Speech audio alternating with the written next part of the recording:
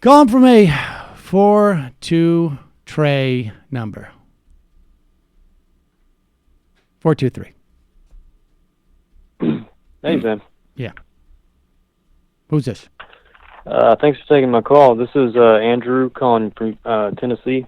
Andrew, what's on your mind? And appreciate your commentary. I'm here in the Bible Belt, middle of MAGA country, so thanks for doing what you do. Well, Just had a question about, I kind of came to you guys through the Jordan Peterson wormhole. Ooh. Took me about half a day to figure out.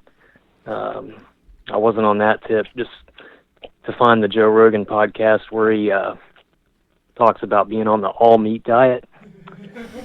So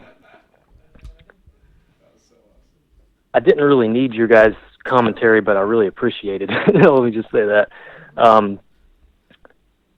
Just interested what your kind of take is on if you think at any point that veganism becomes a moral imperative. You know, when we talk about climate change, the Green New Deal, the catastrophic impact on the environment that's going on right now. I guess that's one of my frustrations generally with the left, and I'm on the left. I'm, I guess to the left of the left on animal rights.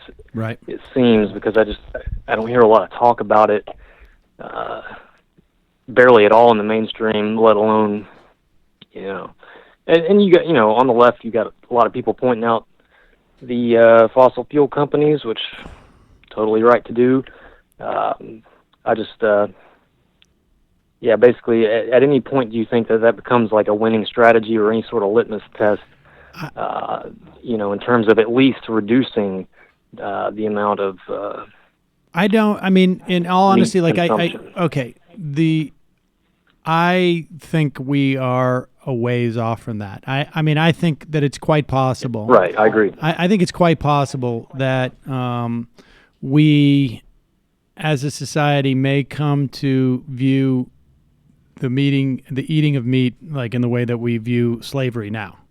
And I think that's conceivable. I suspect if that happens, it's going to be sort of the reverse of what you're talking about.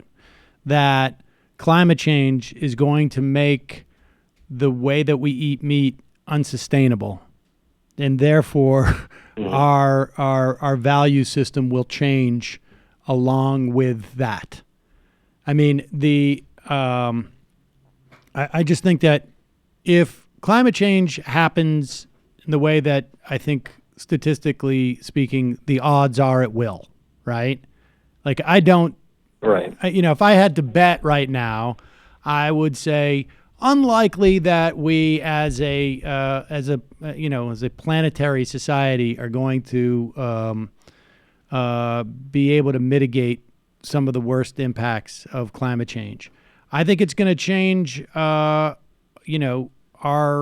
agriculture and our livestock practices significantly.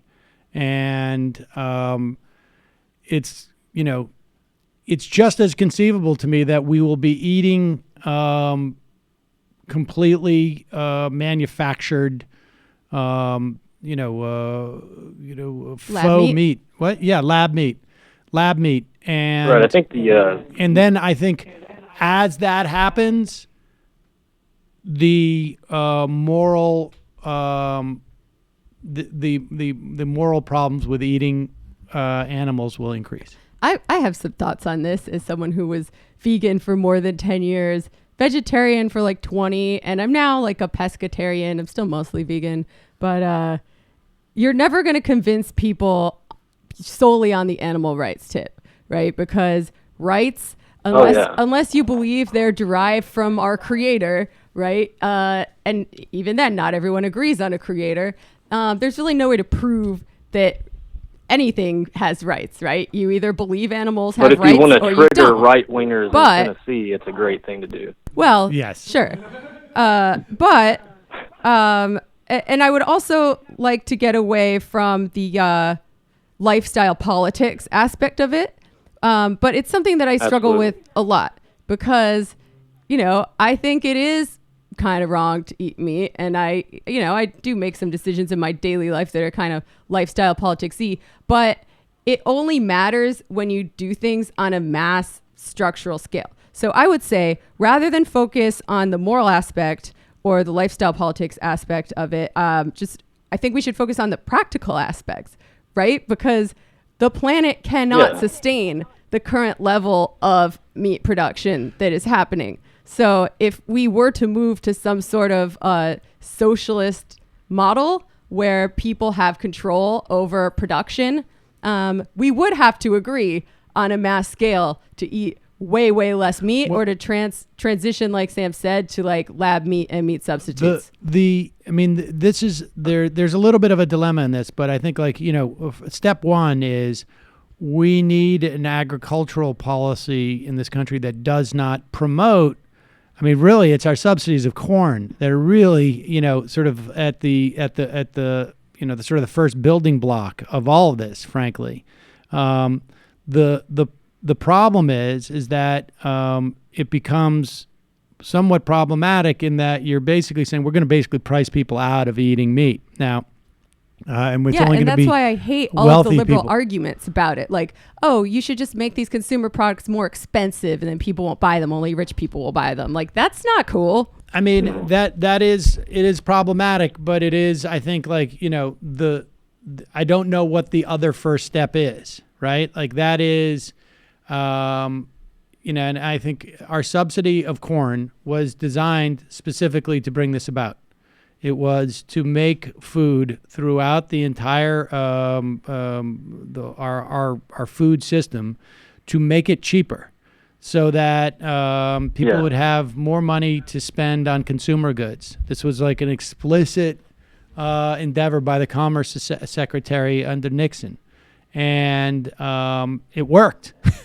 But that's why there's so much corn filler essentially in all our food, and why cows, that's what creates these factory farms. The thing is, if you eliminate... If you took all the corn, oats, wheat, and soy and fed them to people that we feed to animals, there would be no man, woman, or child. Much of that stuff that we grow... And that's, at least maybe it starts with us just chewing on the facts like that. But the reality is that corn that is subsidized by the U.S. government is not for human consumption. It is right. Literally we're growing fuel for animals essentially to fatten them up. But yes, if you're going to subsidize stuff, you could subsidize other stuff. Now, conceivably, what could happen, right, is absolutely. You cut those subsidies for a period of time. A wealthier, your average American can only eat meat once, maybe a week or something like that. Like when I was a kid, I remember like the idea of, having steak more than like twice a month was like a big deal. You'd be looking around going like, what's going on? It was all like, I think chicken at that time or something, or fish maybe. I can't remember, but it was like the idea of steak was like a treat. And, and this was, I remember that as it was, around that time before those subsidies started kicking in. And we were, a middle class, my dad was a lawyer up, in Worcester, but nevertheless. And so, I think if you were to cut back on those subsidies, it might increase the development of lab meat. And I don't know, it's funny that people think like lab meat is gross. When you're like, well, but you're eating. Yeah, do you know where the meat you're eating now came from? It's like lives in its own shit in a slaughterhouse. Thank you. So they're worried about the estrogen in soy and not in the cow's milk. Right, exactly. Appreciate the call, Andrew. Cock. Yeah. Thank you, Sam.